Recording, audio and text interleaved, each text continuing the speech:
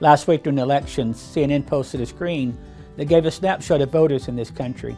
They listed whites, blacks, Asians, Latinos, and for Native American people, we were simply listed as something else. That offended many of us, and Native folk took to social media like wildfire, asserting our place in this world and acknowledging our land that was taken from so many of our tribes to become the United States. The lack of acknowledgement of our people is nothing new. I noted in a piece I did for Indigenous Peoples Day that we are invisible in many spheres of this country. Yet we know far better than that. The Iroquois Confederacy is the oldest living participatory democracy on earth and inspired the formation of the United States of America. Despite the tumultuous and violent history of our relationship with this country, we remain proud for who we are as Indigenous people and as U.S. citizens. This week we will recognize our veterans across this country and in many of our OMC churches. Native folk have a long history of service to their country in the military. The 2010 United States Census states that over 100,000 veterans identified as American Indians or Alaskan Natives. The United States Department of Defense estimates that there are currently over 24,000 active duty Native service members in the U.S. Armed Forces today.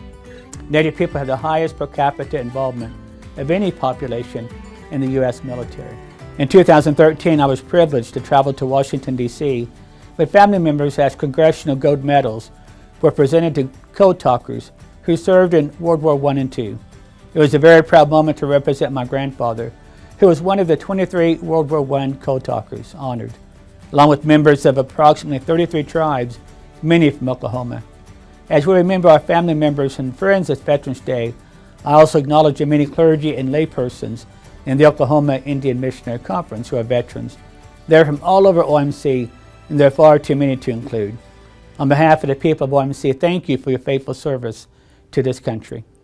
OMC made history in 2016 when Reverend Jamie Moss, a member of the Muskogee Nation, was welcomed to the Chaplain Corps of the Kansas Army National Guard.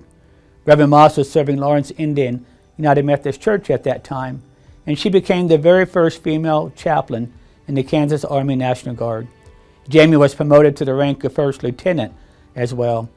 In 2018, Jamie was deployed to Kuwait to serve as a chaplain for a year and was promoted overseas to the rank of Captain. While there, a U.S. flag was flown on board a UH-60M Black Hawk helicopter during a combat mission on March 27, 2019 over the country of Iraq. The flag was presented by Jamie for the Oklahoma Indian Missionary Conference, acknowledging our support of Reverend Moss and the ministry team. We are thankful for that acknowledgement. Reverend Moss is one example of many who have served faithfully, and we acknowledge all this Veterans Day. Our Native American veterans indeed are something else.